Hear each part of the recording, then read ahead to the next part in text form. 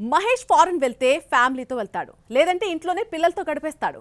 కానీ ఈసారి ఒంటరిగా జర్మనీ వెళ్లడంపై రకరకాల ఊహాగానాలు బయటకొచ్చాయి. మహేష్ బాబు ఉన్నట్టుండి ఎందుకు జర్మనీ వెళ్లాల్సి వచ్చింది చూద్దాం. మహేష్ ఈ మధ్య కాలంలో వర్కౌట్స్ ఎక్కువ చేస్తున్నాడు. రెగ్యులర్ గా ఎక్సర్సైజులు చేయడం కామనే అయినా కసరత్తులు చేస్తున్న వీడియోలు ఫోటోలు పోస్ట్ చేయలేదు. మహేష్ ప్రస్తుతం ఏం చేసినా రాజమౌళి సినిమా వారణాసి కోసమే. షూటింగ్ మొదలు కావడానికి 6 నెలల ముందు నుంచే ఫిజిక్ పై దృష్టి పెట్టాడు మహేష్.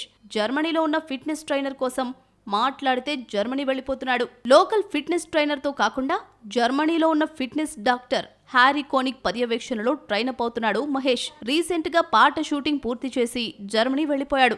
పర్సనల్ ట్రిప్ అని అందరూ అనుకుంటే ట్రైనర్ తో దిగిన ఫోటోలను షేర్ చేయడంతో అసలు విషయం బయటకొచ్చింది. ట్రెక్కింగ్ లో ట్రైనింగ్ తీసుకుంటూ వారణాసి కోసం రెడీ అవుతున్నానని మహేష్ పోస్ట్ చేశాడు. వారణాసి కోసం మహేష్ పడుతున్న కష్టం మామూలుగా లేదు. విదేశాలు వెళ్లి మరీ ట్రైనింగ్ అవుతున్నాడు.